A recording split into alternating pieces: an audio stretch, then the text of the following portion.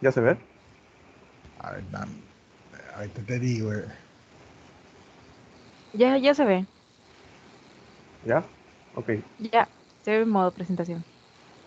Bueno, pues yo le voy a presentar la enfermedad de histoplasmosis. Comenzando con su etiología, esta enfermedad va a ser causada por el Histoplasma capsulatum, Viral capsulatum.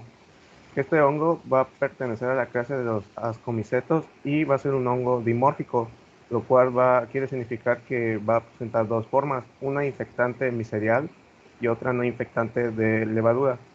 La forma miserial va a estar presente en ambientes de alrededor de 28 grados, en lugares donde se encuentre materia orgánica en descomposición, de preferencia con cierto grado de humedad y calor, y en micronichos de excremento de murciélagos y aves en general.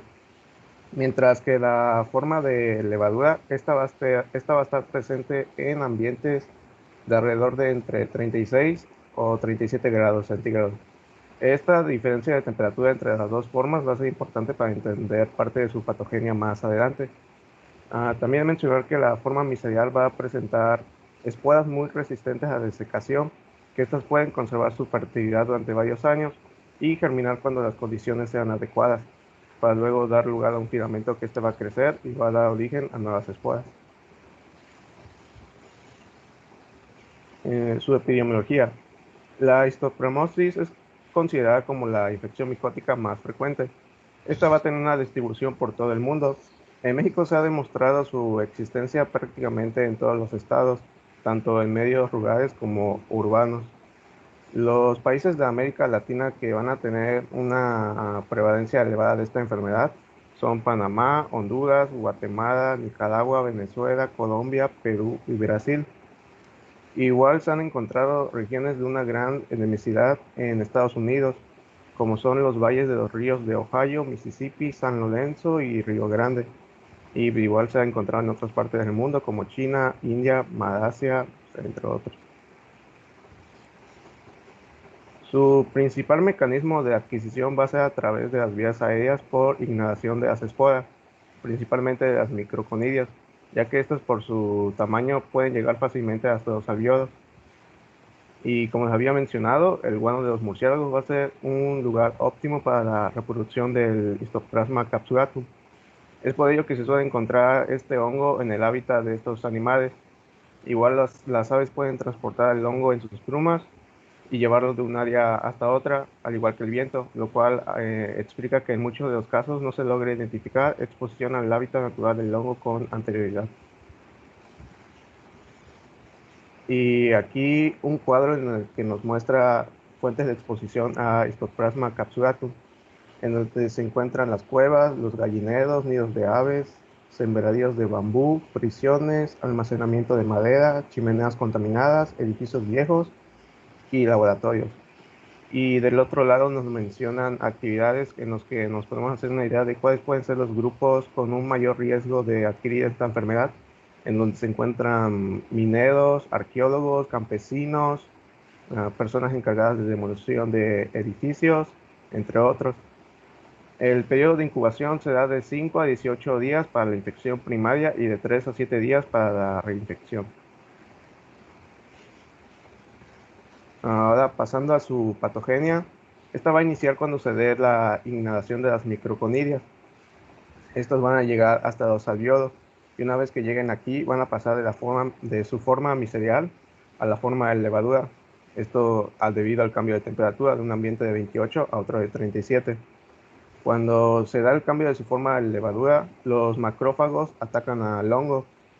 Suelen eliminarlo por completo en la mayoría de los casos, pero cuando no lo consiguen se va a dar un proceso de diseminación por vía linfohematógena, donde a través de los nódulos linfáticos este hongo va a llegar hasta los ganglios y o parasitando intracelularmente a las células sanguíneas, se va a diseminar por el torrente sanguíneo, infectando otros órganos como hígado y vaso.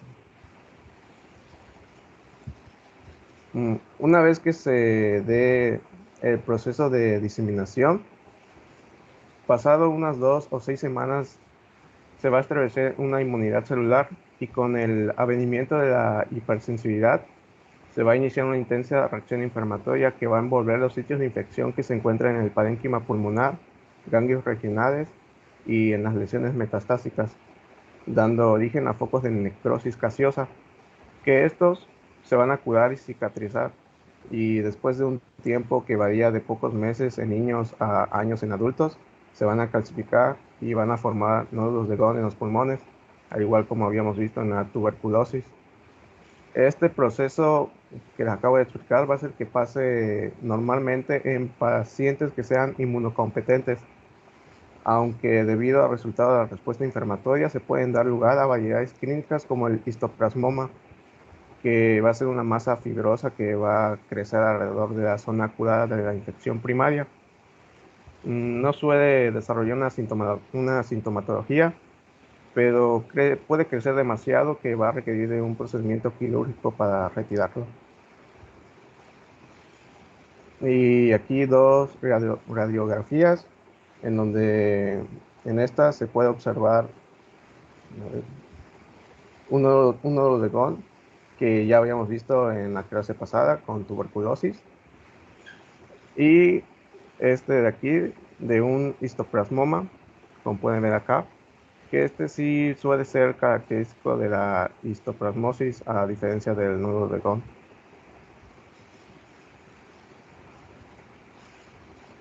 Bueno, y en el caso de los pacientes que cursen con inmunosupresión, estos van a desarrollar lo que se conoce como histoplasmosis diseminada, ya que al tener un sistema inmune débil, el histoplasma se va a poder esparcir con mayor facilidad por todo el cuerpo.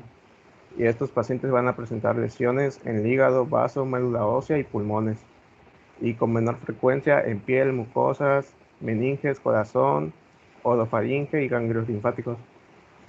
Y aquí en esta radiografía es de un paciente con SIDA que desarrolló histoplasmosis diseminada, y se puede ver un infiltrado intersticial bilateral difuso.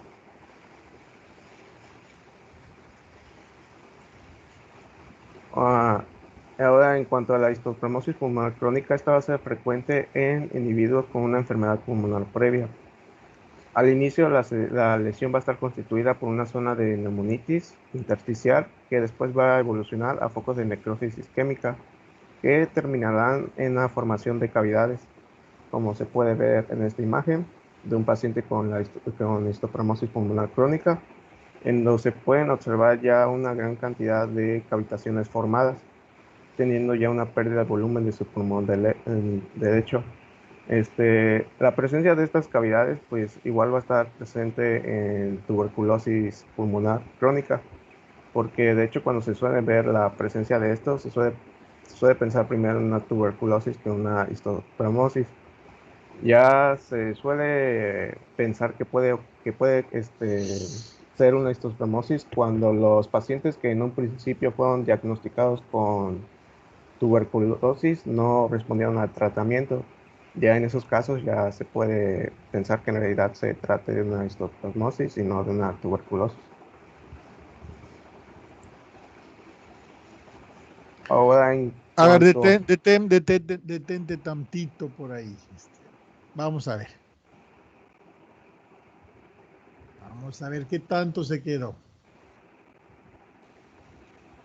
A ver, Julián, y recuérdenos un poquito de algunas cosas de este agente infeccioso. Nos dijeron que el Histoplasma capsulatum dentro de la clasificación de los hongos, ¿dónde queda? Julián. Pues es un Ascomycetes y pues igual mencionó Juan que es dimórfico, o sea que tiene una fase de levadura y una fase de moho. Está principalmente en el ambiente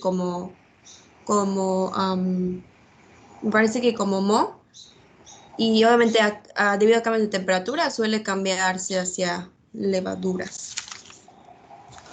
Muy bien. Julián, y se acuerda perfectamente bien de lo que nos dio en su momento, ¿verdad?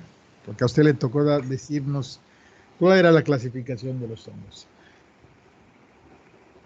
Seidi, ¿Cuál es la importancia de que este hongo dimórfico, ¿sí? Tenga dentro del organismo una forma y en el medio ambiente en otra? ¿Cuál es la importancia clínica?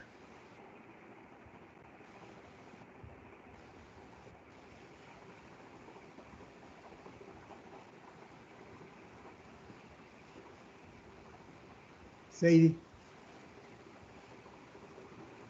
Estoy pensando. No está pensando, pero le voy a ayudar. La pregunta estuvo hay muchas importancias clínicas. Le voy a ayudar un poquito con la pregunta. Con dos preguntas separadas. ¿Cuál es la forma infectante de Histoplasma capsulatum?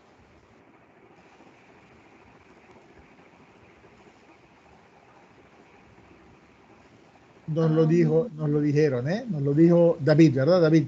No, Juan. Juan Molina.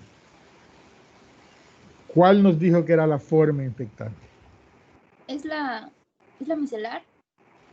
La forma micelial. ¿Y cuál de las estructuras es la que inhalamos? Las esporas. Las esporas. Y de preferencia las microconillas, las chiquitas, ¿no? Esa es la forma infectante. Anótenlo, ¿eh? Se los preguntamos en el examen. La forma infectante. O sea, la que respiramos es un componente de la parte micelial o de moho, ¿sí? Y son las conidias, y las que tienen más chance de llegar al alveolo son las microconidias, aunque las macro también pueden llegar. ¿Y cuál es la forma que causa la enfermedad?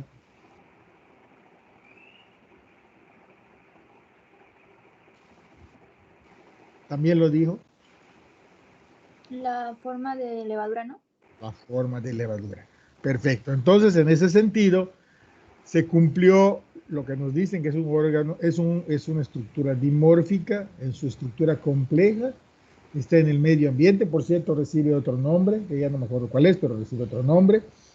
Y la forma en que causa la enfermedad es forma de levadura, la forma unicelular, que es la forma más fácil de replicarse, ¿no? Solo se tiene que partir en dos o tiene que gemar y se multiplica. Entonces, no es ocasión que la forma que causa la enfermedad es su transformación de su forma compleja a su forma sencilla, la forma en la que más rápidamente se reproduce. Y además en su forma adaptada a la temperatura corporal. En ese sentido, un enfermo de histoplasmosis con cavidades que tose y expulsa levaduras, ¿puede transmitir la enfermedad? ¿Sí o no?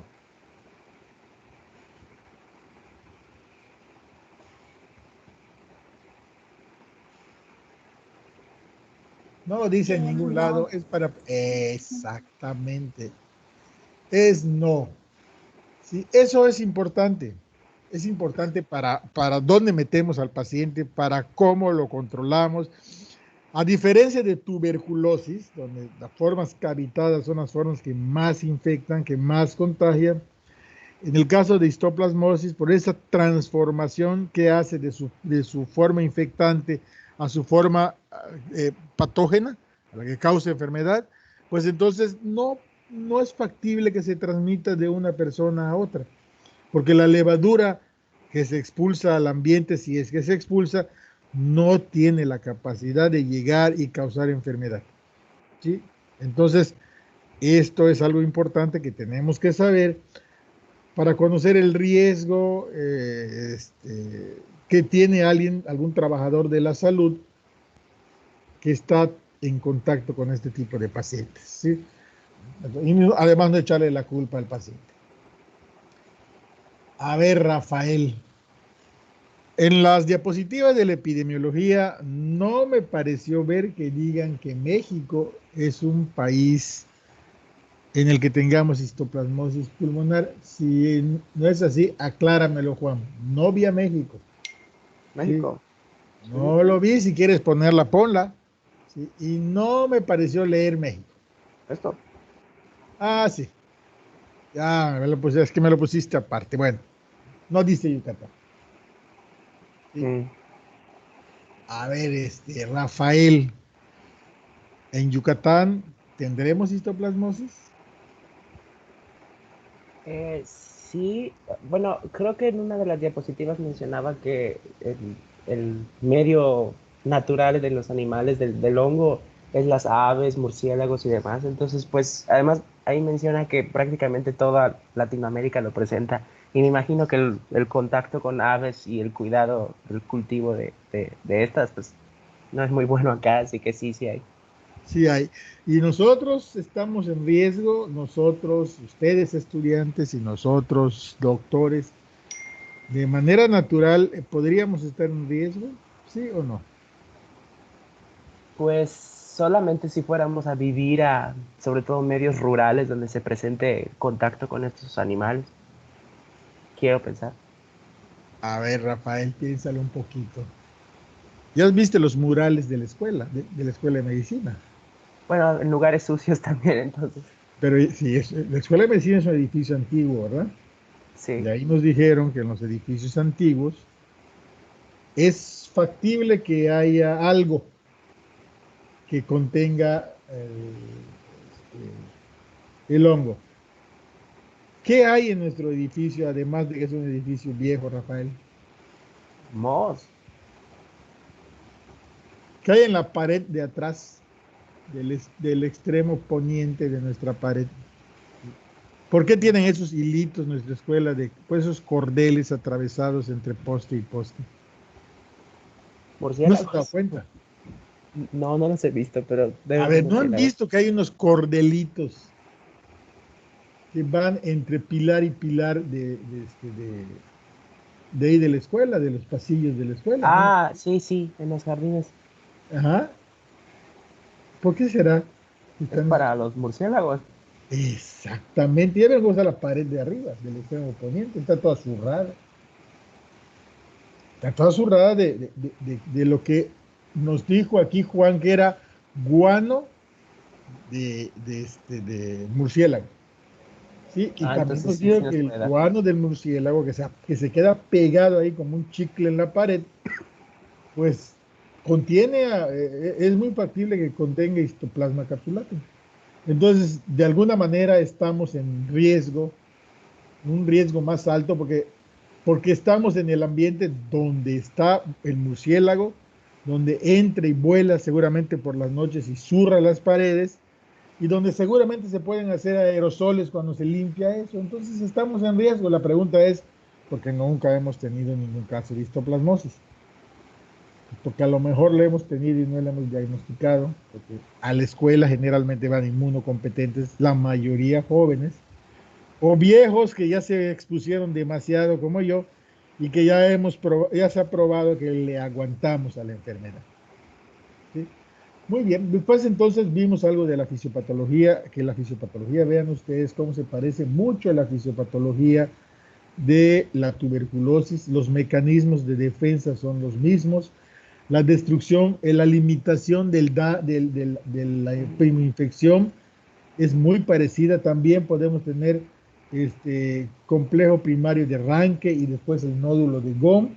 Y después la mayoría contiene la enfermedad y una minoría, que puede ser por accidente o por el número de esporas accidentadas, pueden tener variantes clínicas. En este caso estamos viendo la variante pulmonar, que es la más frecuente porque es la vía respiratoria, es la puerta de entrada. Entonces estamos viendo la variante pulmonar, pero la variante pulmonar que generalmente evoluciona hacia la curación, como suele suceder con la gran mayoría de casos de infección, de primera infección tuberculosa, cuando se encuentra en el terreno propicio, nos causa una variante pulmonar que puede ser más o menos grave o que se autolimite, o una variante diseminada, inclusive variantes orgánicas y con manifestaciones sistémicas que habría que diferenciar de otras enfermedades. ¿Sí?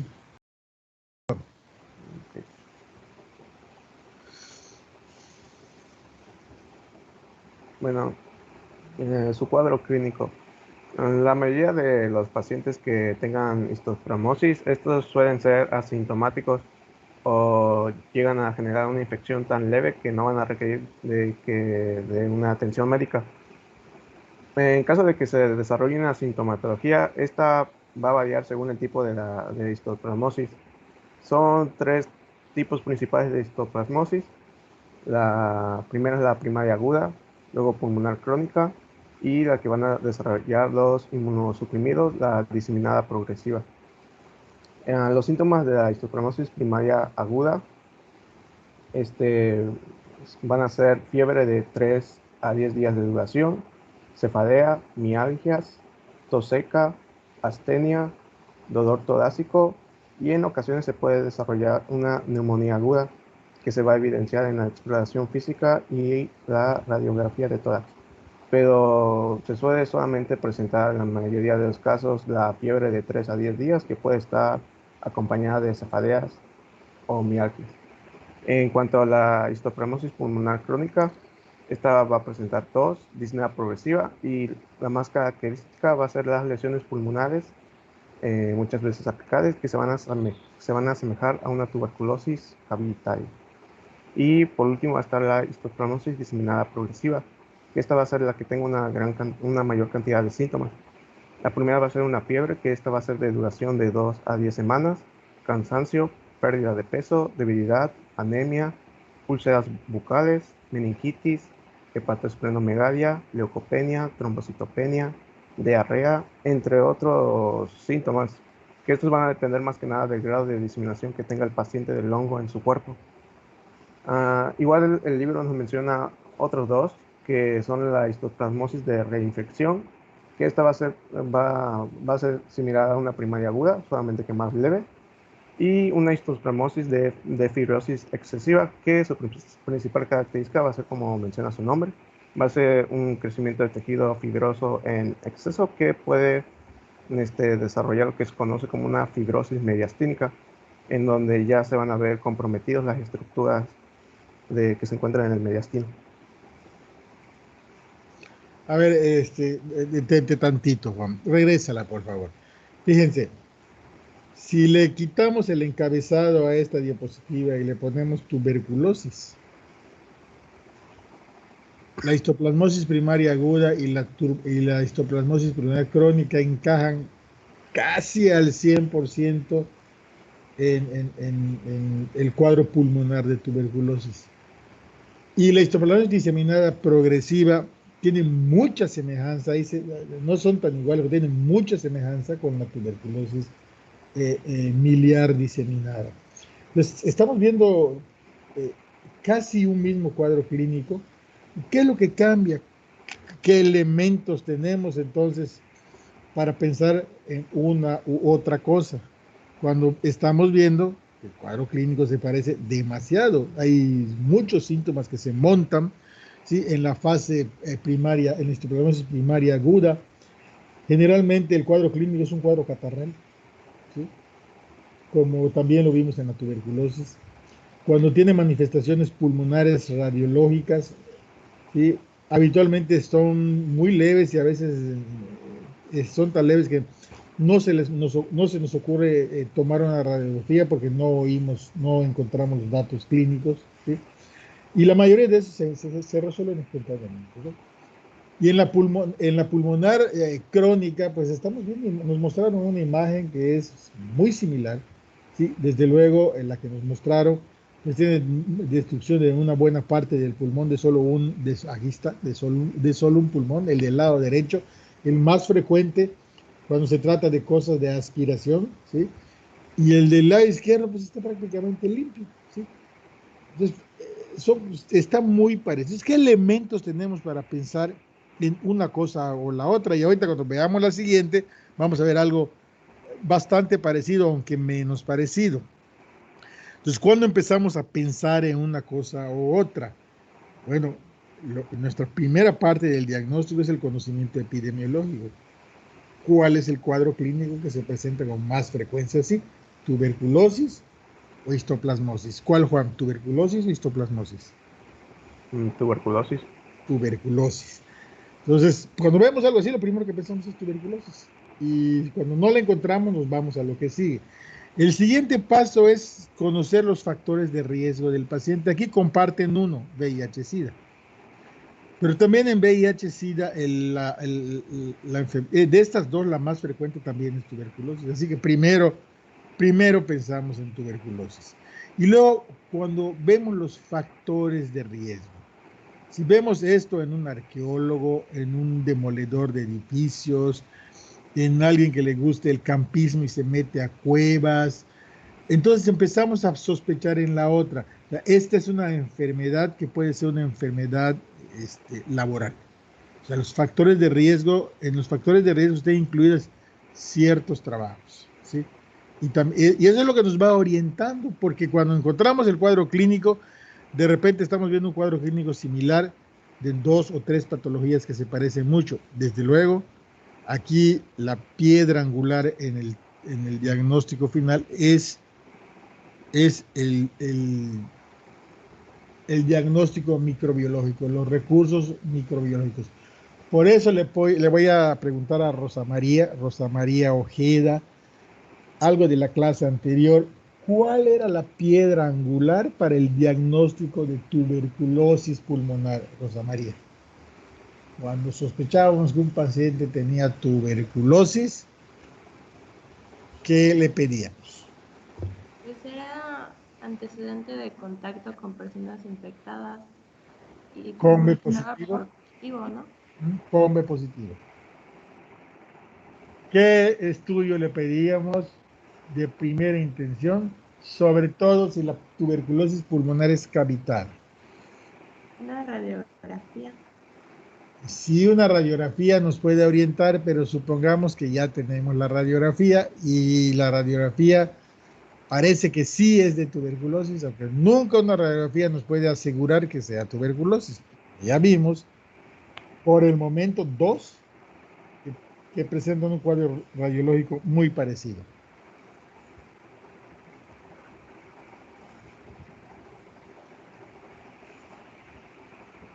¿Qué será, Rosa María?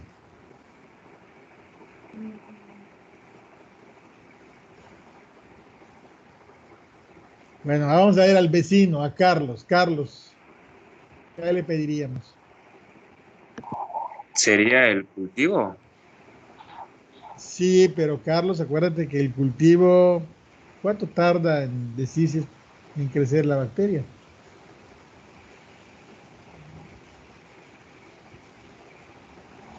De 2 a 6. No estoy seguro. A ver, vamos a preguntarle entonces a David. David, ¿cuánto tarda Mycobacterium en crecer in vitro?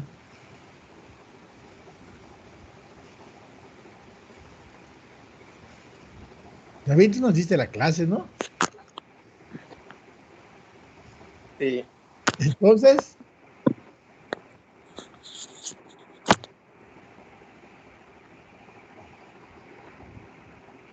¿3 días? Recuerdo que 7 días, no tardaba 2 semanas, 3 semanas. ¿Cuánto? David. David, ¿cómo va a ser? Creo que era mínimo 2 semanas. Mínimo 2 semanas y hasta 4 para descartarlo. Entonces, ese no es un estudio que nos pueda ayudar rápido. ¿Sí?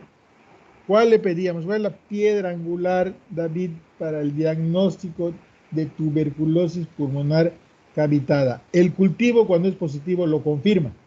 De acuerdo, totalmente. Pero tarda mucho. Hay algo más rápido, me lo reportan de un día para otro. ¿Cuál es? La baciloscopía. La baciloscopía. La baciloscopía con tinción de... ¿Tinción de qué, David? Es una tinción especial. ¿Cuál? Lowenstein Jensen. No, ese es el medio de cultivo. Ese es el medio de cultivo especial. Nielsen. Sil Nielsen. Acuérdense. La baciloscopía lleva de la mano el tipo de tinción. No es una tinción de Gram. Aunque con la tinción de Gram sí las podemos ver. ¿Sí?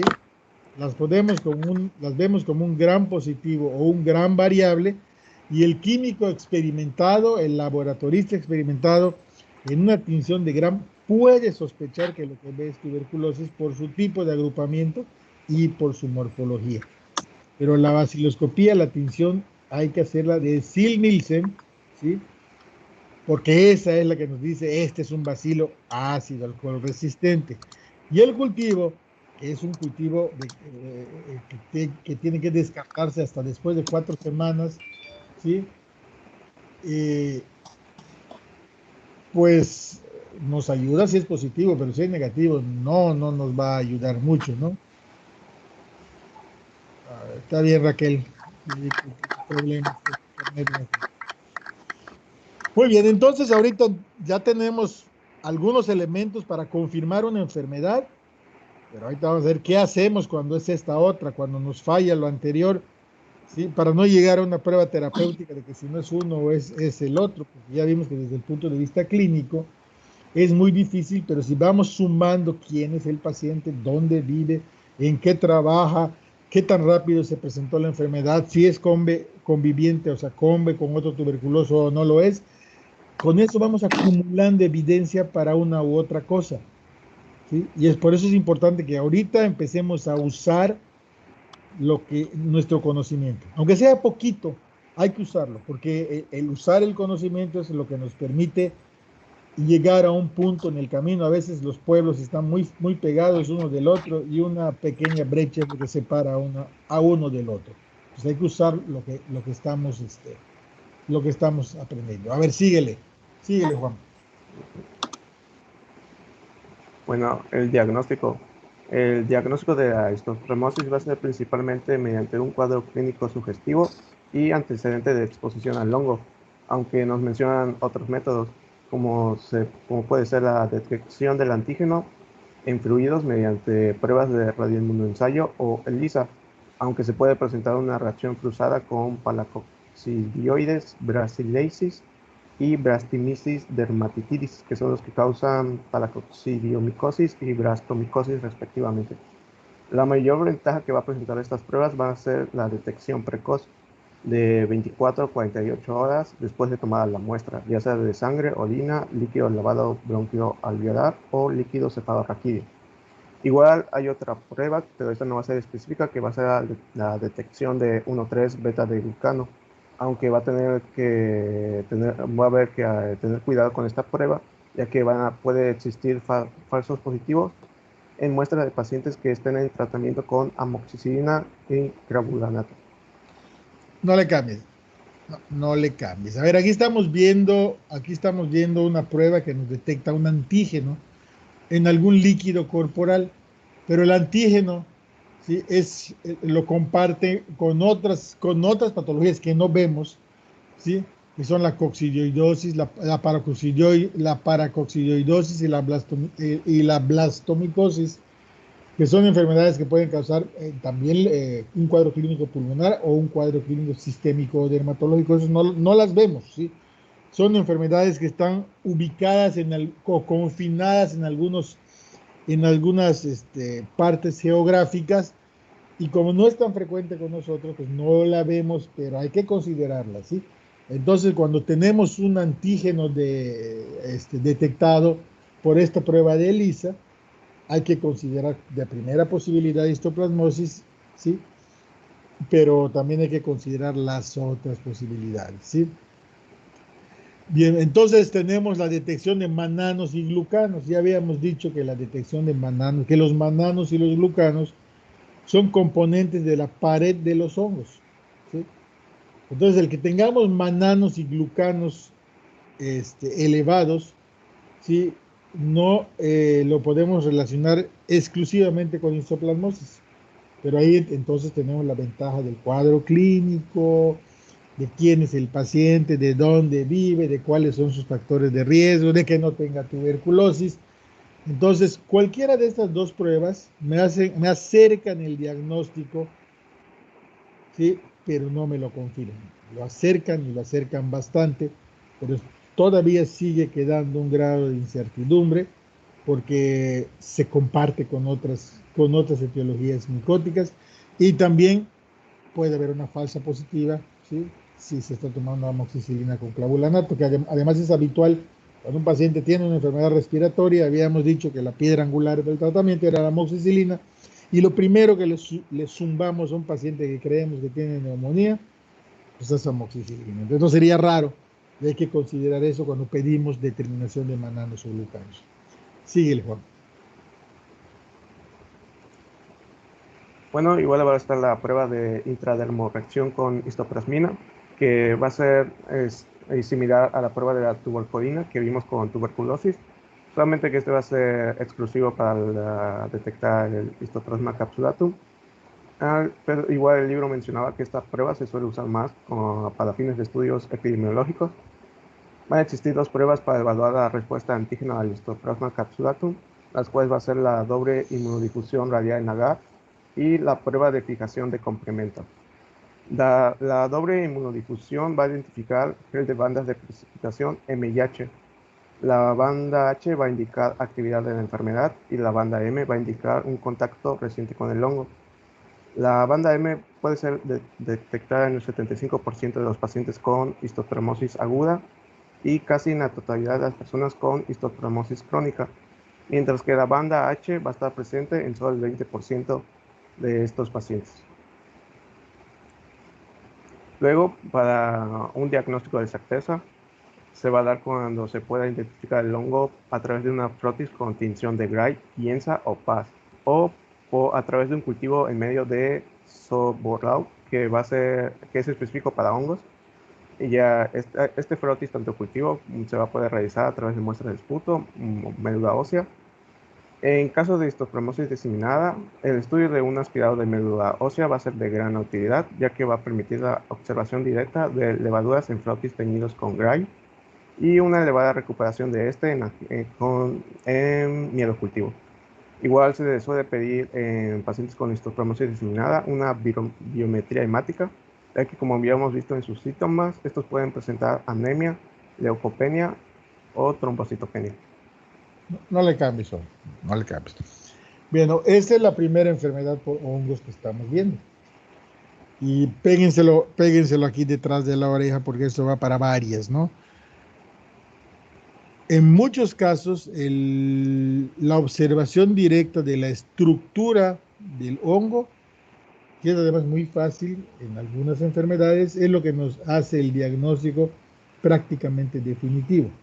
Digo prácticamente porque el ver levaduras no confirma nada, pero sí acerca la posibilidad, y el ver micelio, pues no confirma el hongo, pero sí lo acerca porque hay ciertas características de cada uno de ellos que nos orienta hacia la imagen. Entonces, en este caso, nos están poniendo que un elemento muy importante en las formas abiertas de enfermedad pulmonar, en las formas cavitadas, es la observación del hongo, y el medio líquido del cual vamos a observarlo es, ¿cuál es, Juan?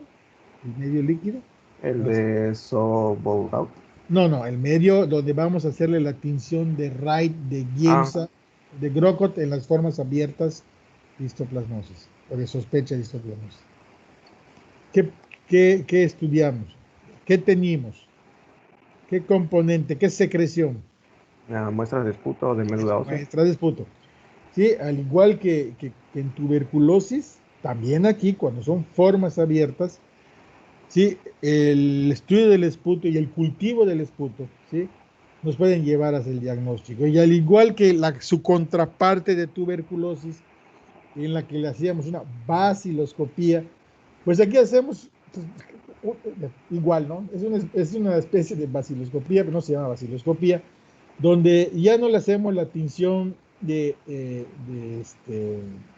ácido alcohol resistente, sino que le hacemos una tinción especial de Wright, de Giemsa, Paz, para ver la estructura del hongo. ¿Qué estructura estaríamos viendo, Juan? Si es un hongo dimórfico, ¿cuál de las estructuras estaríamos viendo?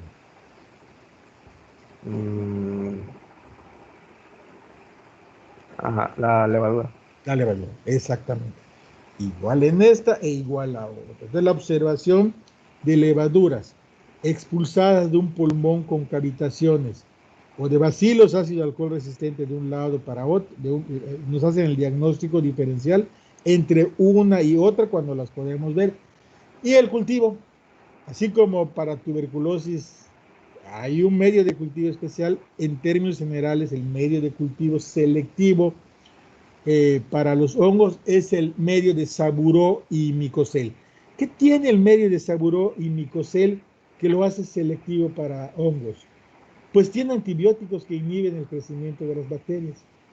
Y al inhibir el crecimiento de las bacterias, favorecen el crecimiento de los hongos cuando los hay. Pasa exactamente lo que pasa en el cuerpo. Cuando tomamos muchos antibióticos y matamos a nuestras bacterias, empiezan a crecer nuestros hongos. Pues un medio de Saburó es eso. Es un medio selectivo que tiene una cosa que se llama cicloheximina, que es un inhibidor del crecimiento bacteriano. Y al inhibir el crecimiento bacteriano, si hay hongos, favorece que crezcan. ¿Sí? También pueden crecer los hongos en medios convencionales, pero los hongos dimórficos, las levaduras que causan problemas, no crecen con facilidad porque las bacterias crecen más rápido y se comen los nutrimentos, entonces hay que hacer algo, ¿no? Entonces, de nuevo estamos viendo algo que se parece a tuberculosis, que se procesa diferente, pero la muestra es la misma. Y también nos han dicho que como cuando vemos tuberculosis diseminada, hay que ir a buscar el agente infeccioso e intentar cultivarlo o intentar observarlo en los sitios donde probablemente se asiente si la forma clínica es diferente, ¿no? Lo vamos a buscar a médula ósea, hígado, vaso, si tiene lesiones en piel, porque muchas de las veces esos pacientes cursan con microabscesos en la piel, también podemos cultivarla y recuperarla de ahí, ¿no? Entonces ya tenemos ahí cultivos y observaciones, y las observaciones en los tejidos o de los otros líquidos corporales, pues se procesan también con tinciones diferentes, con Wright y Grocock. Entonces, de tal forma que cuando yo tenga una muestra de este tipo, pues habitualmente le hacemos todo esto, ¿eh? Es un diagnóstico diferencial entre tuberculosis, histoplasmosis y luego más adelantito vamos a oír coccidioidosis, ¿no? Adelante. Bueno, su diagnóstico diferencial. Principalmente con el caso de pulmonar aguda y pulmonar crónica va a ser con tuberculosis, aunque en la pulmonar aguda se da ya de infección viral respiratoria de tipo influenza y neumonía viral o bacteriana. En el caso de histoplasmosis diseminada, esta se da con leucemia, linfomas, brucelosis, paludismo o histiocitosis. Y también le podemos poner ahí tuberculosis miliar y le podríamos agregar más a la lista, ¿eh? Solo están poniéndonos las que diagnosticamos con mayor frecuencia, ¿sí? Ahora, en cuanto al tratamiento de la histoplasmosis, solamente se suele dar en el 1% de los casos, ya como había mencionado, la mayoría suelen ser pacientes asintomáticos, o si se llega a dar un tratamiento, suele ser sintomático, aunque para ese 1% que requiere de tratamiento antimicótico, los fármacos de elección van a ser itraconazol y anfotericilina, que su dosis va a depender dependiendo del tipo de histoplasmosis. Para la pulmonar aguda, esta va a ser 200 miligramos de itraconazol por vía oral 3 veces al día durante 3 días y después una vez al día durante 6 a 12 semanas. En caso de que sea una infección severa, se va a requerir de anfotericilina B 50 miligramos al día por 1 a 2 semanas. Y los pacientes con síntomas de dificultad respiratoria aguda pueden requerir de metilprednisolona por 1 a 2 semanas. En el caso de la pulmonar crónica, esta va a ser itraconazol 200 miligramos por vía oral 3 veces al día durante 3 días y luego 1 o 2 veces al día durante 12 a 24 meses. Y en el caso de histoplasmosis diseminada, esta va a depender. Si es leve, va a ser 200 miligramos de itraconazol por vía oral 3 veces al día durante 3 días y luego 2 veces al día durante 12 meses.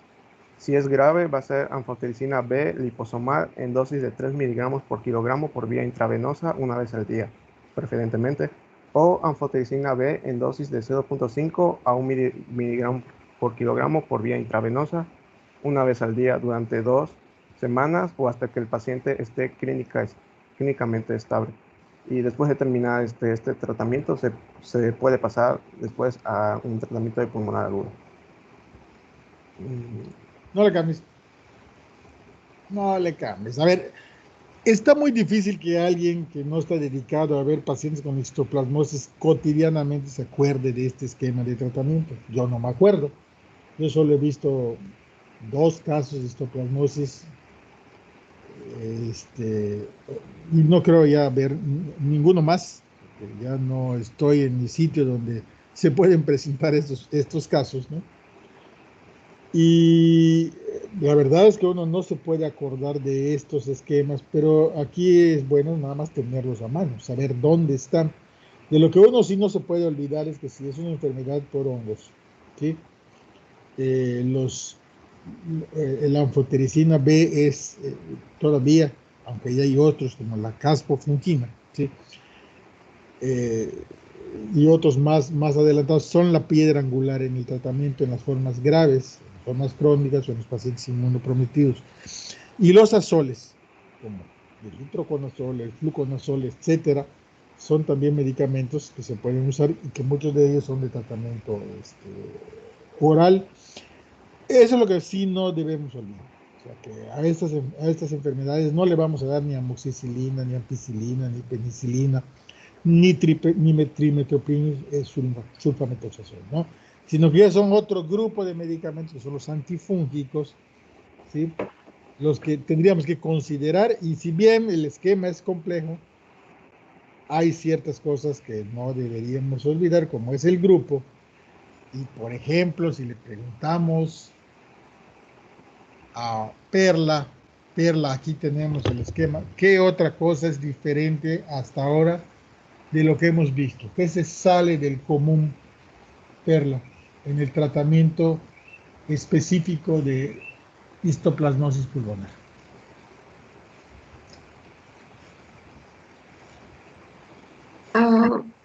Que si hay dificultad respiratoria se da metilprednisolona. Bueno, no, está bien, eso es algo que habitualmente no hacemos, ¿no? Generalmente no damos esteroides solo en ciertas situaciones, pero no es eso. Algo que se salga del común de lo que habitualmente hacemos con los tratamientos antibióticos o antifúngicos. A ver, hay modos, hay días, hay tiempos, hay Que intervalos. son de más de una vez al día y por semanas. Exactamente. O sea, no son los 7 o 10 días, sino que son meses, semanas o meses. En este caso, 3 meses para las formas menos graves y 6 meses a un año para las otras formas. Cosa que también comparte Perla con tuberculosis. Vamos a ver varias así que comparten estos tiempos de tratamiento por la naturaleza de su enfermedad, por su fisiopatología, por la dificultad para erradicarlos. De hecho, podemos considerar que no los erradicamos, los contenemos y el cuerpo los mantiene ahí guardaditos, ¿no? Entonces, ya nos dijo que el tiempo del tratamiento no puede ser 7 o 10 días. Eso no le serviría. Y tampoco la respuesta al tratamiento es tan rápida como en las otras, ¿no? Tardamos más con las respuestas al tratamiento. Eso es muy importante que lo consideren. ¿Sí? Muy bien, adelante. Adelante, Juan. Bueno, los factores de riesgo de esta enfermedad van a estar enfocados en situaciones en las que el paciente se pueda encontrar inmunosuprimido, como pueden ser los pacientes con VIH o SIDA, niños menores de 2 años y adultos mayores de 55 años, pacientes que están recibiendo quimioterapia, que estén tomando inhibidores del factor de necrosis tumoral, que se suele usar para controlar la artritis reumatoide, o los medicamentos administrados para evitar rechazos de órganos trasplantados. En las medidas de prevención principalmente van a ser 3. La primera va a ser evitar actividades que puedan exponerte al hongo, ya sean como la exploración de cuevas o la cría de aves. La segunda va a ser rociar superficies contaminadas, que esto va a ayudar a evitar la liberación de las esporas en el aire. Y por último, el uso de mascarilla respiratoria en caso de visitar lugares en los que se sospeche la presencia de histoplasma capsulatum. El pronóstico, la mayoría de los casos tienen un buen pronóstico, ya que evolucionan espontáneamente a la curación en pocas semanas o meses. En el caso de histoplasmosis diseminada y algunas formas localizadas como la pulmonar crónica tienen mal pronóstico. En el caso de la diseminada, esta va a tener una mortalidad elevada de hasta 85%, que va a depender del oportuno del diagnóstico y el tratamiento, así como del padecimiento o trastorno inmunitario de base. En cuanto a la pulmonar crónica, la mortalidad va a ser más baja, de aproximadamente 30%, aunque pueden haber secuelas definitivas de acuerdo con la localización y la gravedad de las lesiones. Y por último, la historia natural de la histoplasmosis. Como pueden ver aquí, periodo prepatogénico, el agente, histoplasma capsulatum, el huésped, vamos a ser nosotros, el ambiente, más frecuente en medios rurales, ya sea casas viejas, cavernas, minas abandonadas, mecanismo de transmisión por inhalación de esporas. En el nivel de prevención primaria, en el apartado de promoción de la salud, esta va a ser indicación higiénica a grupos de alto riesgo, como espeleólogos, mineros, excursionistas, los Boy Scouts, entre otros. En el apartado de protección específica, colocación de letreros en cuevas y cavernas abandonadas, utilización de máscaras protectoras y la de desinfección de suelos. Pasando al periodo patogénico, en la etapa subclínica, una vez cumplido el periodo de incubación, se va a dar una invasión y reproducción del hongo en el pulmón. Aquí va a haber dos vías, una es que se dé directamente la curación o la otra que se dé la diseminación por vía linfática o hematógena. Si se llega a dar la diseminación, se pasaría a la etapa clínica, en donde primeramente se va a desarrollar una histoplasmosis primaria, luego esta va a evolucionar a una diseminada aguda, y esta puede evolucionar ya sea a una histoplasmosis crónica o a una diseminada crónica, donde ya después sigue la muerte. Todas estas formas de histoplasmosis pueden tomar la otra vía, que es la de que se formen las calcificaciones y o cavitaciones, para luego dar lugar a la curación.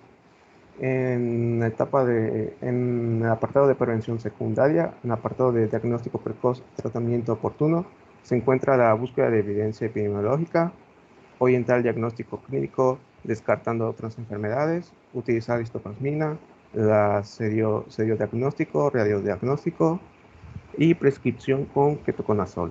En cuanto a la limitación del daño, hacer reposo absoluto, utilizar anfotericina B en casos graves, ya sea la diseminada crónica, hospitalización y oxigenoterapia. Y ya por último, la prevención terciaria, que va a ser la rehabilitación. Y ya sería todo. Muy bien.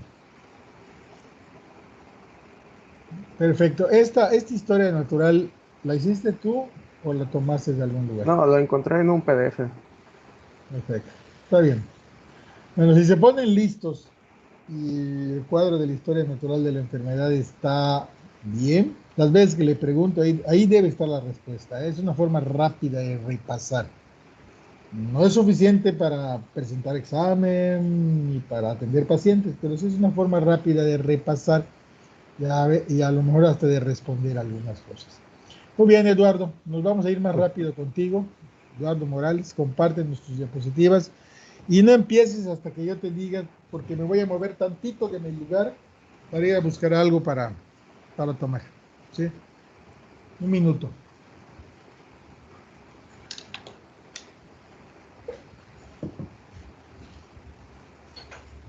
¿Ves mi pantalla?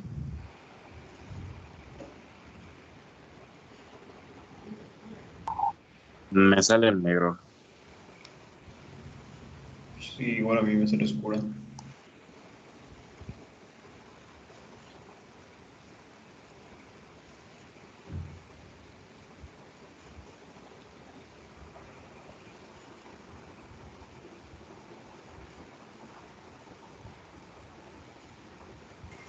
¿Ya la ven? ¿Ya la ven? ¿Ya la ven? Ya, Sí. ya se ve. Sí, ya se ve.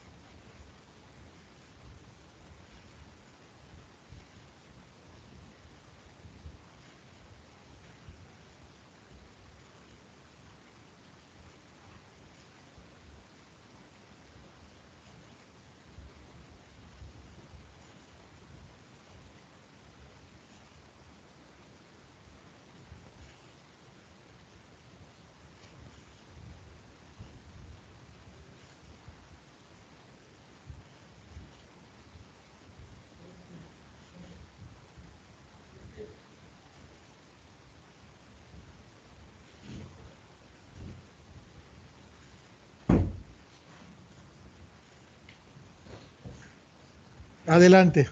Ahora sí voy a interrumpir menos para que terminemos, porque comparten además varias cosas de las que ya pregunté. ¿Me escuchan? Adelante, Eduardo. Sí, te escucho. Bueno, les voy a hablar sobre la infección por un hongo llamado coccidioideomicosis. Yo todavía no lo sé pronunciar bien, así que no se preocupen. Y aquí está. La historia. Se considera una enfermedad poco frecuente y de alta letalidad, casi uniformemente fatal, hasta que un estudiante de Stanford inhaló accidentalmente un cultivo de coccidioides. Él es el que inhaló el cultivo de coccidioides y pues no se murió. Entonces eso fue un avance histórico para esta enfermedad porque se creía que era 100% fatal. Le ocasionó una enfermedad pulmonar no fatal acompañada de eritema nodoso con características similares a algo que se conocía como la fiebre del Valle de San Joaquín o reumatismo del desierto, que también son los otros nombres que se le dan a la infección por coccidioideomicosis. Despertó mucho interés y en los años siguientes se desarrollaron la intradermorreacción con coccidioidina, que es una de las pruebas similar a la de la tuberculina, así como las primeras pruebas serológicas. En 1930, debido a la inmigración procedente de la región de San Joaquín, que es una región en Estados Unidos, en busca de empleo agrícola, y en 1957 fue el primer tratamiento efectivo intravenoso. ¿Por qué les digo esto de 1930? Porque como esta enfermedad es una enfermedad endémica, pues o sea, solamente está en ciertos lugares del mundo. Entonces, ese lugar del Valle de San Joaquín era donde más se encontraba este hongo. Por lo tanto, cuando hubo una inmigración de esa región a varios lados de Estados Unidos, de México y así, pues mucha gente infectada llevaba este hongo dentro aunque fueran asintomáticos, llevaban este hongo dentro de sus pulmones y por lo tanto lo llevaron a otros lados para que se reproduciera en el suelo y fuera ya endémico en esos lugares. Un poquito de la etiología. Es una enfermedad endémica, como ya les dije, ya que su hábitat se restringe a ciertas regiones geográficas, causada por dos especies de hongos, Coccidioides imitis y Coccidioides posadaci. Estas dos se conocen también como californiana y no californiana. Ahorita vamos a ver por qué. La enfermedad se desarrolla como consecuencia de la inhalación de artroconidios infecciosos.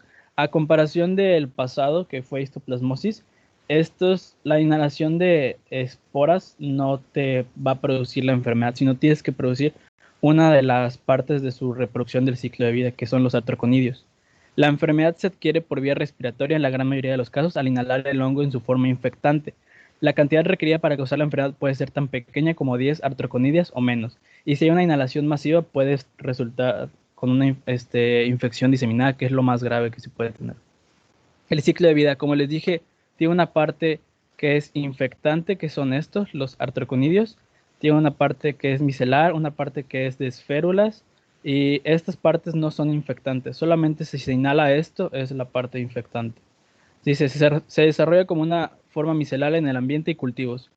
En el piso, en varias superficies y en algunos animales, se puede reproducir el hongo, o sea, llevar de su ciclo de vida parásito como tal a su ciclo de vida saprófico. Bueno, el ciclo de vida. Ajá. Entonces, es un ciclo de vida circular, o sea, cuando lo inhalas, puedes volver a toserlo o a escupirlo al piso y pues va a volver a pasar de su fase de levadura a su fase vegetativa y va a volver a empezar a convertirse a la fase micelar, a la fase con artroconidias y luego otra vez puede inhalarse y volver a formar endosporas y así.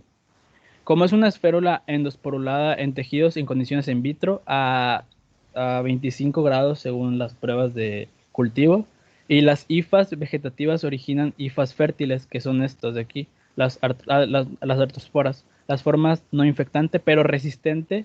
¿Por qué es importante saber esto? Porque el coccidioideomicosis va a ser resistente a calor, a ciertos climas, entonces es por eso que es muy que su forma vegetativa va a ser resistente y cuando pase su forma infectante, ya aunque se limpie o aunque pasen climas muy difíciles y todo, puede seguir siendo infectante.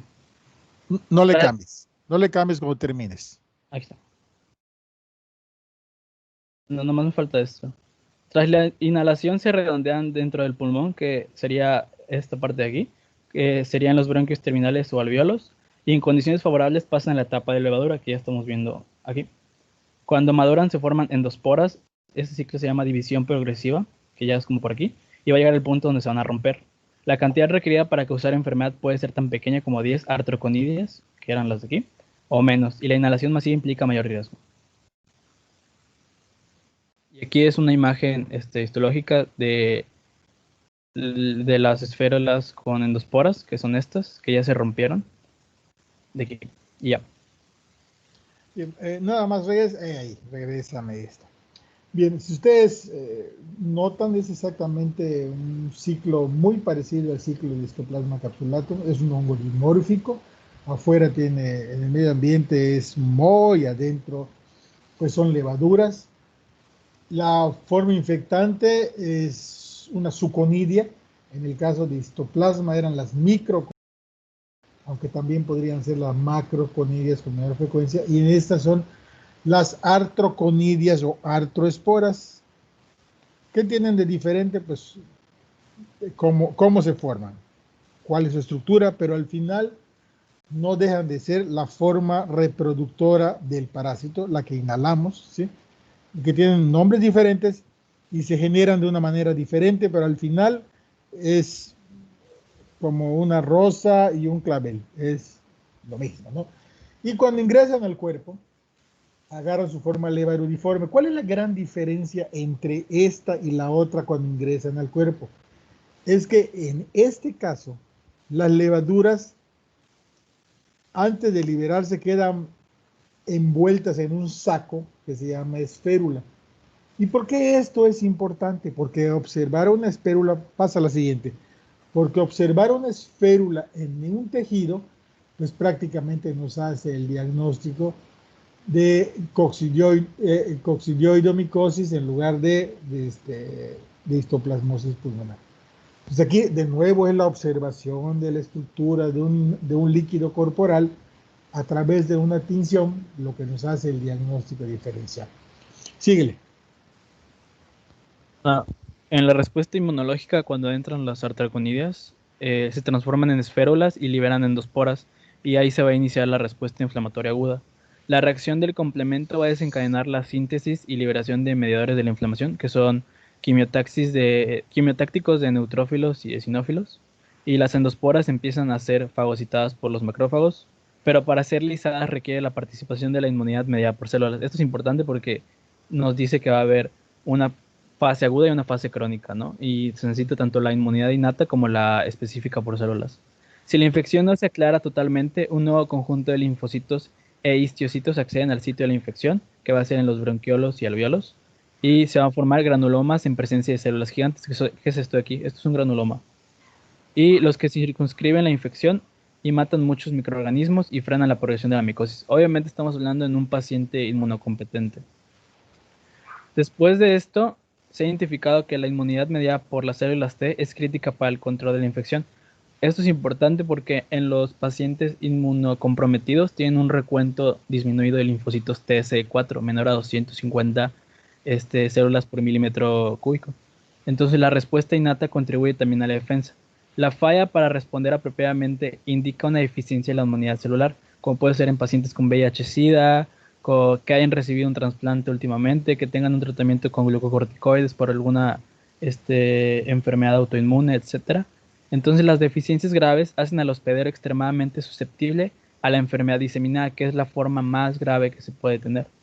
La diseminación ocurre por vía, hematógena y linfática. La hematógena sería penetrando el parénquima y alcanzando el espacio vascular, que sería aquí en los vasos alveolares, y la vía linfática.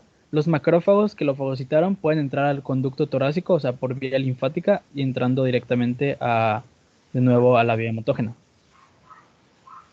De la epidemiología, les he dicho que existe el Coccidio imitis y el Coccidio posadaci. El Coccidio imitis es la californiana, porque miren, solamente se encuentra en la parte de Estados Unidos, que es aquí, o es donde se han visto más casos.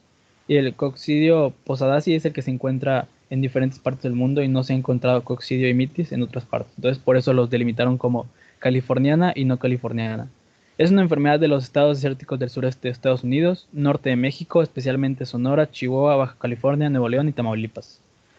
La situación epidemiológica actual de la coccidiomicosis no se conoce en México y existen solamente estudios con tasas elevadas de prevalencia y orientan a que probablemente se ha incrementado el número de casos con la misma tendencia que en Estados Unidos. ¿A qué me refiero con esto? No ha habido una epidemiología como tal,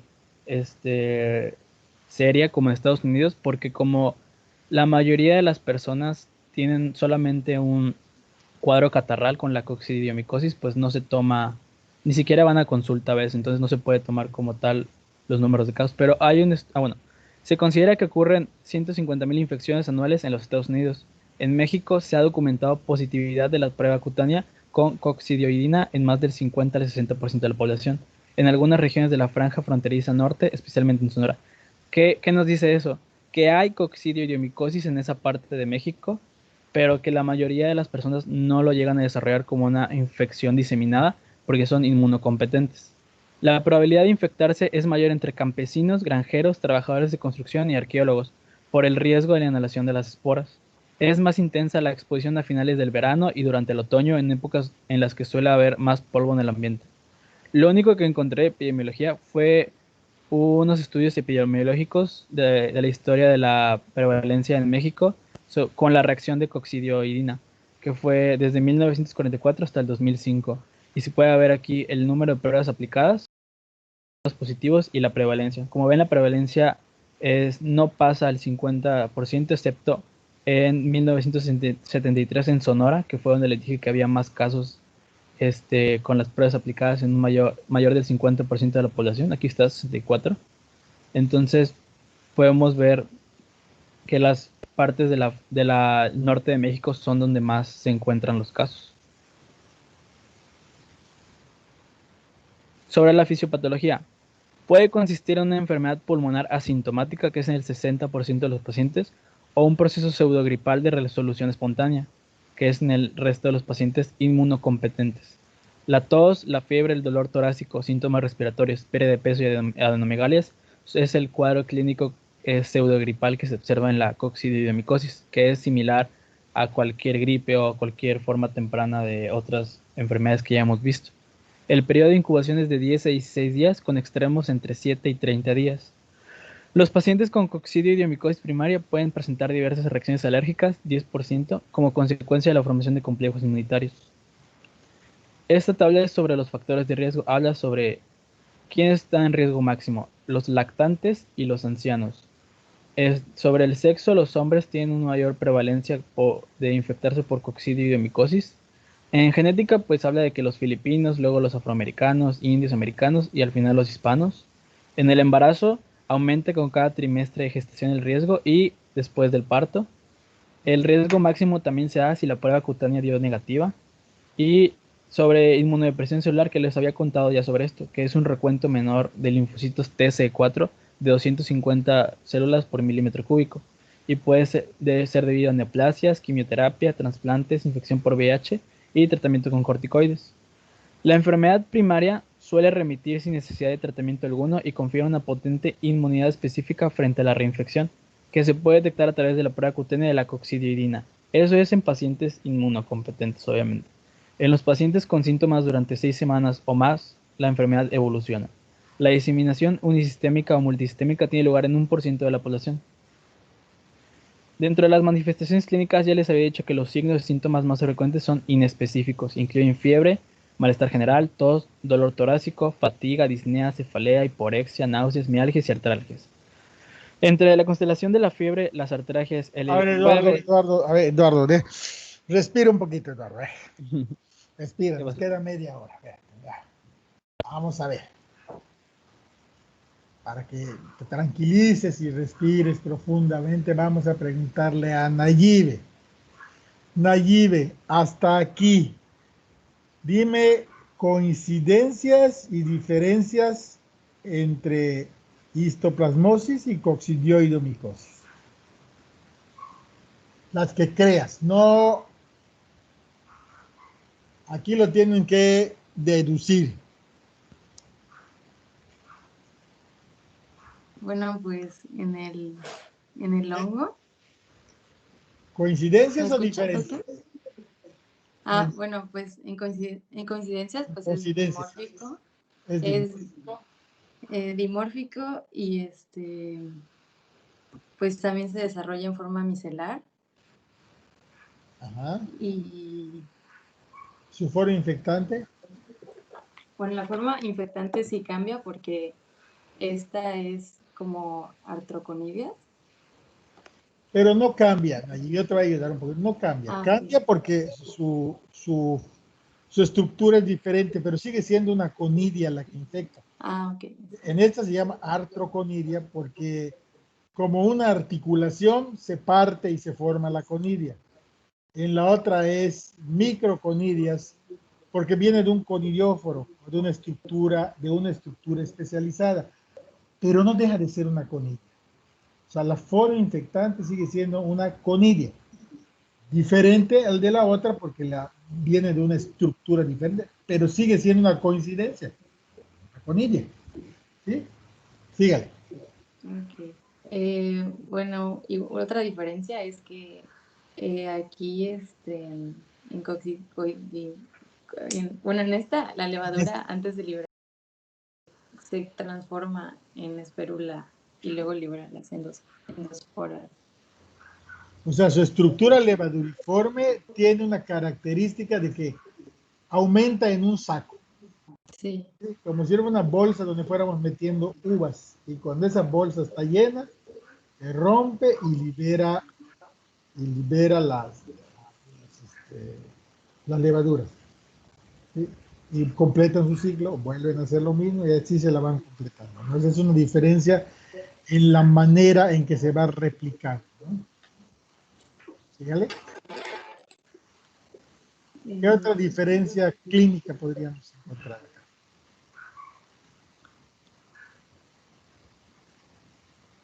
¿Los factores de riesgo son iguales? Sí, son muy parecidos en No. cuanto a que ¿mande? ¿Cuáles eran los factores de riesgo de histoplasmosis? Meterse en cuevas, ser espeleólogo, arqueólogo, travieso, ¿sí? Ser avicultor. Y aquí, además, la otra estaba diseminada en todas las partes del mundo. Y aquí, ¿es una enfermedad de quién? ¿De arqueólogos? ¿De traviesos? ¿De exploradores? Pues ¿De mencionaba que, agricultores del de agricultores lo Valle mencionaba. de San Joaquín? Y del norte de México se llama enfermedad de San Joaquín, hay tono de diferencia. Ok. ¿Sí? Y luego, bueno, las tiene más microbiológicas, pero ahorita que nos hablen del cuadro clínico, vamos a ver que en algunas cosas se parecen, pero tiene una característica común en esta que en la otra. Además de todo lo que ya nos dijeron que puede ser diferente, vean que es una enfermedad donde la respuesta celular es muy importante, que para los estudios epidemiológicos se usa una prueba similar a la de tuberculosis y de la histoplasmosis, nada más que el antígeno es diferente, que el antígeno se llama de coccidioidina, que nos mide la respuesta celular, ¿sí? Que su fisiopatología se parece mucho, si no se controla se puede diseminar, y eso le pasa generalmente al inmunosuprimido, aunque puede ver si aspiran muchas estructuras, que le pasa algo a un inmunocompetente, que enferme a un inmunocompetente, ¿no?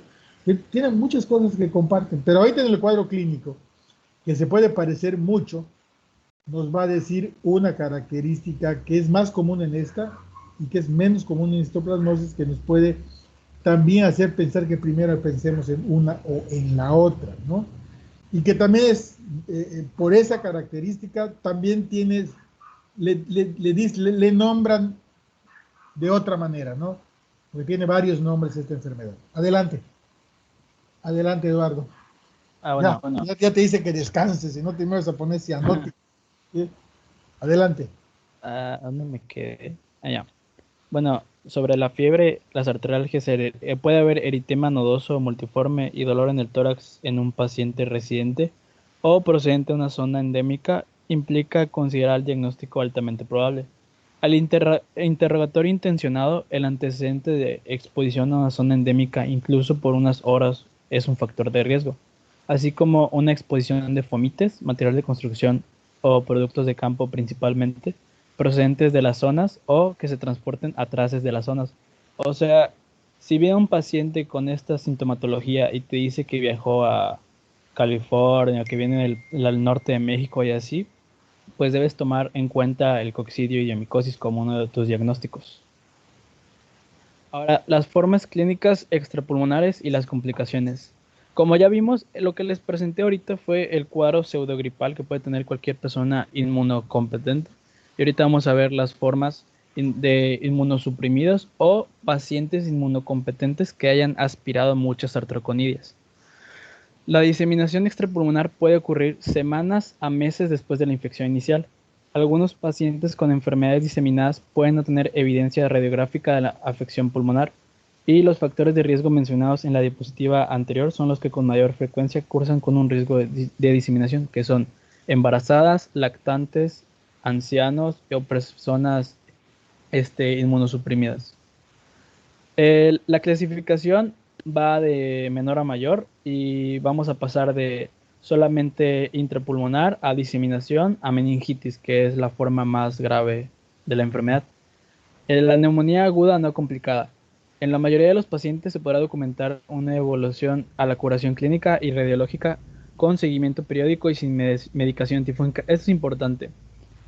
Conforme con la radiografía de tórax y la clínica vamos a saber si el paciente va a necesitar o no medicación antifúngica, porque como saben, los medicamentos antifúngicos tienen muchas reacciones adversas. Entonces hay expertos que recomiendan tratamiento con el objetivo de disminuir la intensidad y duración de los síntomas, así como reducir el riesgo de enfermedad grave, pero no hay estudios clínicos que apoyen esta decisión. Los seguimientos de intervalos de 1 a 3 meses durante al menos 2 años, incluyendo evaluación clínica y radiológica. O sea, el paciente, a pesar de que tiene un cuadro de neumonía no complicada y se va a quedar dentro del pulmón, hay que seguirle dando seguimiento y radiografías de tórax y para evaluar cómo evoluciona su cuadro. Luego tenemos el nódulo pulmonar solitario por coccidioides, que sería el de aquí. No sé si se ve. Es en pacientes estables y sin condiciones de riesgo, es innecesario el tratamiento y la extirpación quirúrgica. La extirpación quirúrgica se puede considerar cuando el nódulo puede estar en la parte lateral del pulmón, que pueda romperse y ocasionar un neumotórax o pueda penetrar hacia la pleura y así. El seguimiento clínico igual es durante al menos 2 años, como en el pasado, y en el caso de crecimiento del nódulo o aparición de manifestaciones clínicas, se realizan estudios diagnósticos como son las pruebas serológicas, hay que buscar en sangre fijación del complemento, inmunodifusión, etc. Si se confirma enfermedad activa, se debe iniciar tratamiento porque significa que diseminó del pulmón por vía hematógena. También otra forma son las cavitaciones pulmonares, que ven aquí una cavidad. Aquí se vería una tomografía. Los pacientes asintomáticos, los pacientes pueden estar asintomáticos. Estas lesiones tienen usualmente un curso benigno y resolución espontánea después de periodos de seguimiento variables.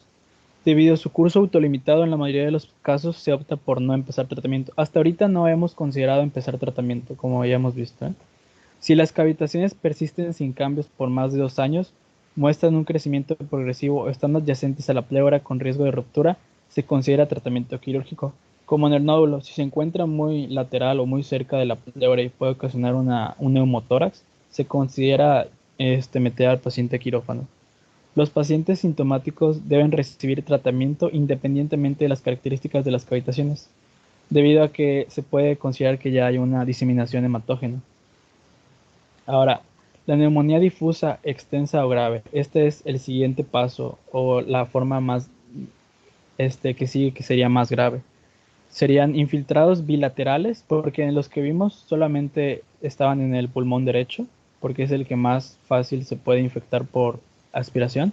Cuando hay infiltrado bilateral significa que ya está dentro de los 2 pulmones, o miliares como en la tuberculosis, sugieren inmunodeficiencia subyacente con diseminación hematógena o exposición a inóculos masivos. O sea, sugieren que el paciente está inmunodeprimido o que la persona inmunocompetente aspiró muchos artroconidias. ¿Y por qué hemos visto hasta ahorita nódulos, cavitaciones o infiltrados bilaterales extensos familiares, porque también como la tuberculosis, la coccidiomicosis se conoce como la gran imitadora, porque puede tener muchas formas de presentación. Se recomienda iniciar tratamiento con anfotericina B. Si el paciente está estable y sin hipoxia, el uso de fluconazol a dosis altas es la alternativa adecuada a la anfotericina B. Se recomienda que el tratamiento se mantenga durante al menos 12 meses y en caso de inmunodeficiencia continuar profilaxis con fluconazol. Se debe tener especial cuidado y sospecha de sitios de afectación extrapulmonar como que haya fungemia, meningitis o infecciones en los huesos por este hongo. Ahora, la diseminación extrapulmonar sin meningitis. Se recomienda la terapia vía oral si el paciente está estable con fluconazol o itraconazol. En caso de encontrar lesiones en columna vertebral. ¿A qué me refiero con extrapulmonar sin meningitis? Puede ser vías urinarias, conjuntivas, mucosas, o la más probable que dice el libro es en huesos. Entonces, por eso aquí hablamos de que lesiones en la columna vertebral o en otras localizaciones críticas, o bien deterioro progresivo. Si hay lesiones en columna vertebral, se recomienda hacer una punción lumbar para ver si no ha penetrado el hongo dentro de las meninges. El uso de la anfotericina B puede ser la opción más conveniente. Hasta observar mejoría clínica y radiológica y reducción en los títulos de anticuerpos específicos por inmunoglobulina G, se sustituye la anfotericina con los azoles. Para las lesiones óseas por coccidiomicosis, se trata con cualquiera de las diseminadas, pero se considera el itraconazol debido al mejor efecto en la osteopatía. La forma más grave, que sería la meningitis por coccidiomicosis. En el 50% de los pacientes con coccidiomicosis diseminada tienen enfermedad en el sistema nervioso central. Las meninges pueden ser el único sitio de diseminación extrapulmonar y en cuyo caso aumenta el riesgo de complicación y muerte. Cursa con cefalea persistente, intensa y progresiva. Puede estar asociada a náusea y vómito, visión borrosa o alteraciones en el estado mental. O sea, va a cursar con los síndromes, una meningitis, que es el síndrome de irritación meningia, síndrome infeccioso, síndrome neurológico y síndrome de el otro que no me acuerdo cuál era. Al igual que con la meningitis por tuberculosis, la hidrocefalia es una secuela común después de si hay o no una resolución, entre comillas, porque se considera que el tratamiento es de por vida. Se debe incluir la obtención de líquido cefalorraquídeo parasitoquímico, estudios serológicos y microbiológicos. Debido a su excelente penetración, el fluconazol es el fármaco de elección para la terapia inicial y de largo plazo. El tratamiento es por tiempo indefinido. Se recomienda iniciar la dosis más baja e incrementarla en las aplicaciones subsecuentes mientras haya tolerancia aceptable. El problema con esto del tratamiento es que al principio los pacientes inmunocompetentes, como solamente, tiene una resolución espontánea, pues no se les da tratamiento, ni siquiera sabemos si es coccidio o no. Entonces la mayoría de los pacientes no requiere tratamiento específico porque se autolimita. A lo mucho puede ser de soporte como AINES y así para la fiebre. Y se debe iniciar tratamiento al establecer el diagnóstico independientemente de la gravedad si se identifica cualquiera de lo siguiente: inmunodeficiencia congénita o adquirida, padecimientos crónicos debilitantes, embarazo, posparto o ser un infante y anciano, que son los factores de riesgo. También hay consenso en relación a recomendaciones del tratamiento si hubo fiebre continua de más de 4 semanas, pérdidas de peso corporales mayores al 10%, signos y síntomas respiratorios que no han mejorado después de 8 semanas, entre otros. Esta tabla es del Kumate y dice el medicamento y dosis recomendadas en los tratamientos de los más graves que ya les había mostrado, porque dice la diseminación extrapulmonar es infrecuente. Esta puede ocurrir a intervalos muy variables después de la infección inicial y la identificación y tratamiento oportuno de estos pacientes resulta en limitación del daño. Como les dije, hasta neumonía difusa es cuando empezamos a considerar el tratamiento. Las que vimos antes como neumonía solamente pulmonar y cavitaciones no se consideraba tratamiento a menos que hubiera síntomas que pudieran decir que haya una diseminación hematógena. Sobre la neumonía difusa podemos ver que el tratamiento es la anfotericina B y las dosis aquí están. Y lo importante es que veamos la duración del tratamiento. Es por varias semanas, se cambia a soles después de la duración total y debería ser al menos un año. En la enfermedad progresiva no meningia es de 39 semanas y en la meningoencefalitis el tratamiento debe mantenerse al menos 4 años, pero aún se recomienda por tiempo indefinido. O sea, la persona que le llega a dar meningitis por coccidiomicosis va a tener que tomar azoles para toda su vida. Y si no lo llega a matar alguna recaída, posiblemente los efectos adversos de los azoles lo lleguen a terminar matando. Entonces su calidad de vida va a disminuir mucho. Sobre el diagnóstico. El antecedente de la residencia o viajes a zonas endémicas puede alterar la posibilidad. El diagnóstico exige el estudio anatomopatológico de material tisular o material clínico de otro tipo. Es preciso examinar directamente los exudados en hidróxido de potasio y debido a la elevada infectividad del patógeno, se deben sellar las placas o tubos con conta permeable a gases y únicamente se examinarán en una cabina de bioseguridad.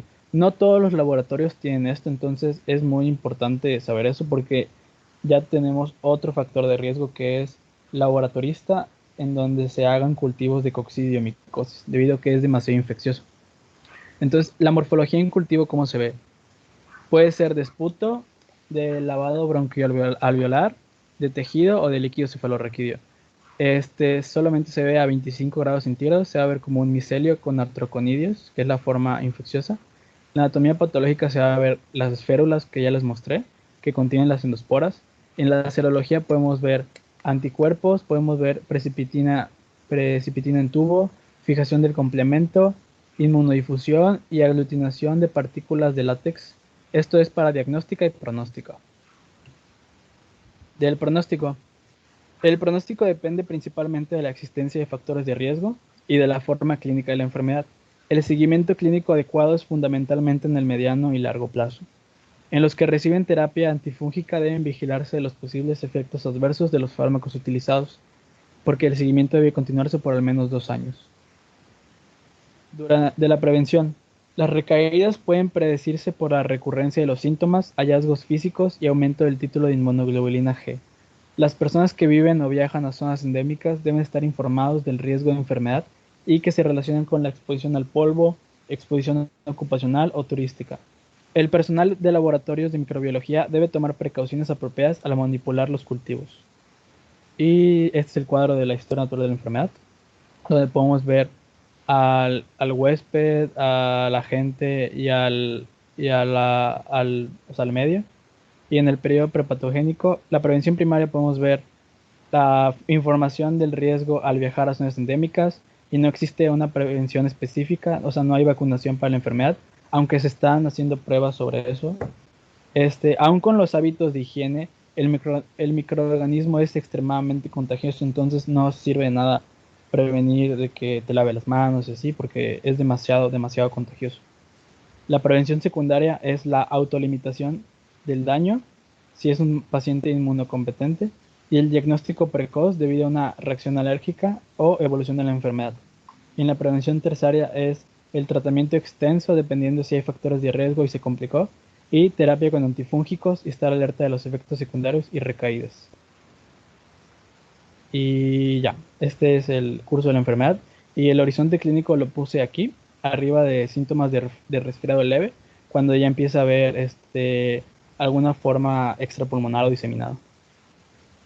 Pero ¿esta la hiciste tú? Sí, la hice yo. Muy bien, muy bien. Bueno, eso es bueno porque te sometiste al reto. Nada más que el horizonte clínico debe estar más abajo. ¿Como por aquí? Donde empiezan los datos clínicos, ahí. Aunque sean datos clínicos inespecíficos, pues el horizonte clínico ahí empieza, ¿no? Ahí es donde poder verla, antes no. A ver, un favorzote. Te voy a solicitar el control de las diapositivas. Tenemos un ratito, 5 minutos. Sí. Ya te lo solicité, déjamelas.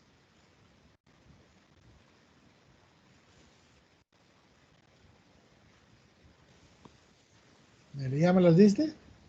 ¿Ya? No la puedo mover.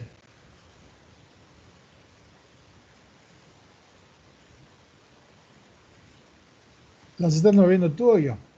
Yo. Qué raro. Bueno, ponme no puedo, no la puedo mover. Teóricamente yo debería poder moverlas. Tome dónde está la... Ahí. Bueno, hay una donde están dos radiografías. ¿Eso? Ahí ya. Santiago, no te he oído hoy. ¿Dónde? ¿Me escuchas, Santiago? Sí, A ver, en esas dos radiografías hay una tomada acostado y otra tomada parado o sentado. ¿Cuál es de la que está acostado y por qué? ¿Y cuál es la que está parado y por qué? mm,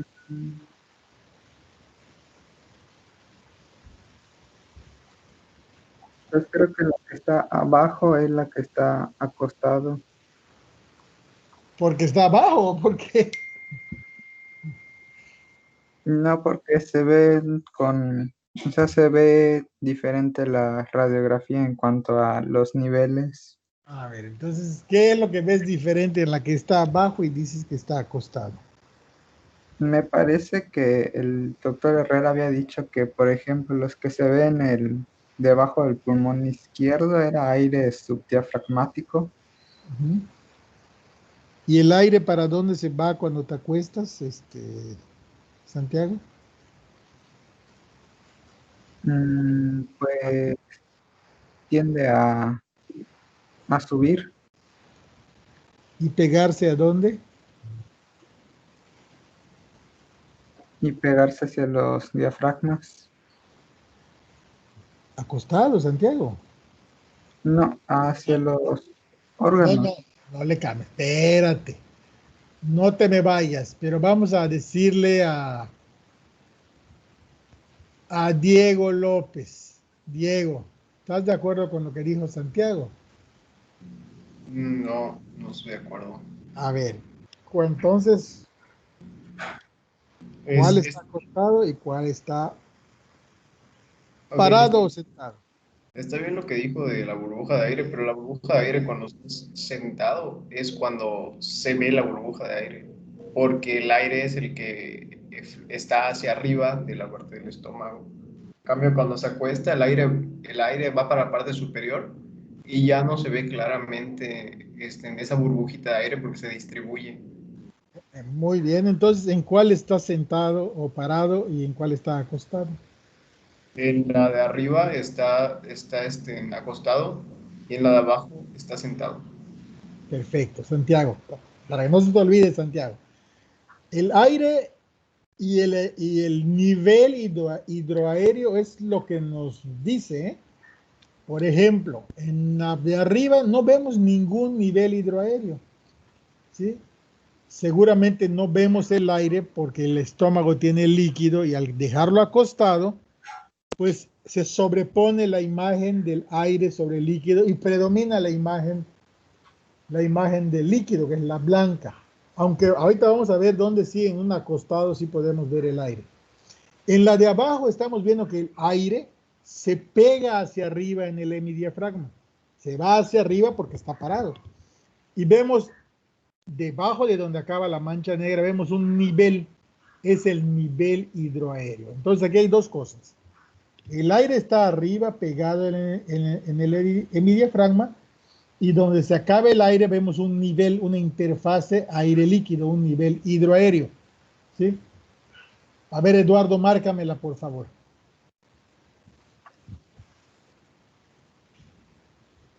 Ahí. Un poquito más arriba de tu mancha está ahí está. Ese es el aire y donde está la flecha el nivel. ¿Sí? Pásame las que siguen.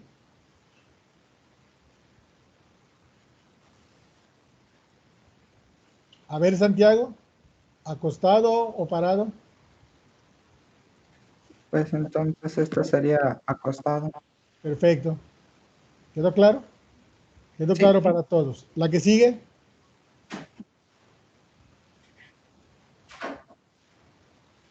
acostado o parado.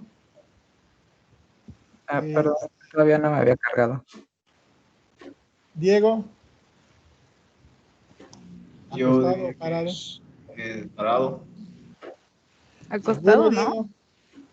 Se ve el aire de nuevo. Pero ¿cuál es la diferencia? ¿Quién dijo parado? ¿Quién dijo acostado? Yo lo dije. Prende mi ¿Quién? cámara. ¿Dónde está Miriam. Miriam? ¿Por qué Miriam? ¿Por qué dijo que acostado? Ay, no me ve. Porque, o sea, la posición como que, no sé, Hay una como que burbuja no de se ve. aire. Ajá, allá. Mira, voy a decir, hay burbuja de aire. Pero esta burbuja de aire está pegada a la pared anterior del abdomen. No está arriba pegada al hemidiafragma. ¿Sí? Y no vemos una clara interfase. Ponme la anterior para que veamos la diferencia en la burbuja de aire. La anterior. La anterior. Ahí. Miren, ahí la burbuja de aire está pegada al hemidiafragma. Como está el paciente parado, el aire se va para arriba y marca el límite entre el hemidiafragma y el pulmón, y abajo se ve la interfase entre líquido y aire, pero además el aire está negro, es puro aire. Pásame la otra. Ahí, fíjense, hay una burbuja de aire, pero la burbuja de aire no está pegada al hemidiafragma. Como el paciente está acostado, la burbuja de aire está pegada a la pared anterior del abdomen, está un poquito más abajo del hemidiafragma y no se ve todo lo negro que se veía a la otra, porque debajo de ella hay líquido. ¿Sí están notando la diferencia? Esto es importante para interpretar la radiografía, porque aquí es donde podemos, al mover al paciente, sabemos la posición y podemos ver si el líquido se mueve o no. Pásame la que sigue, ya vamos a terminar.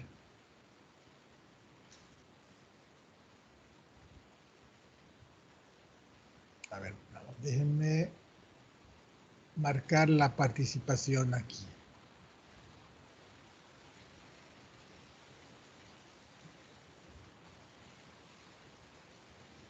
Michelle.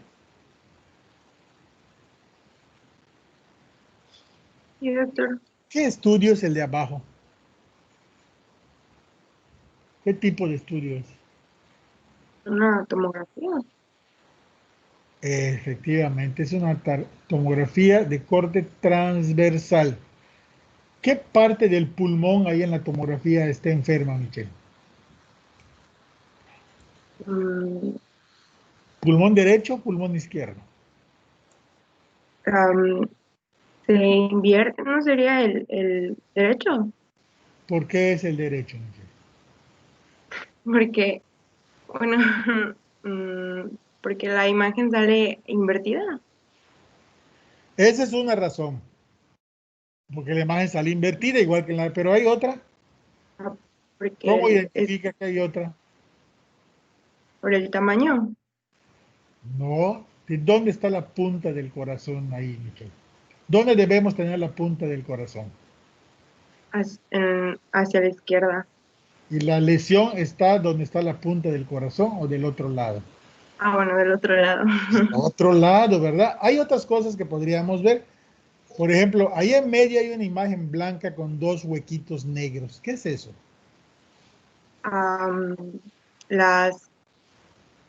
Las coronarias.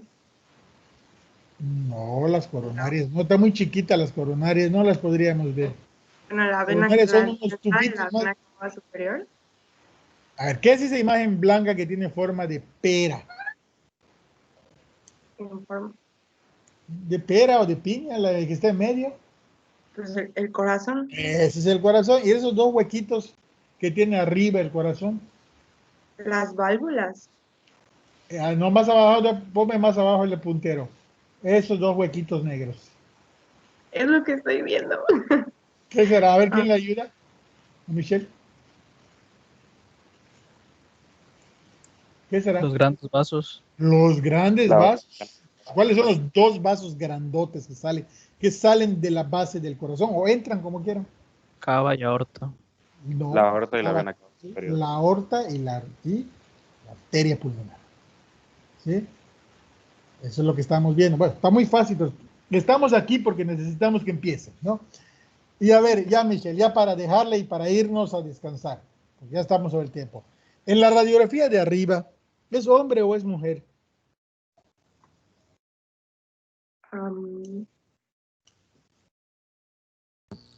Es mujer. ¿Por qué?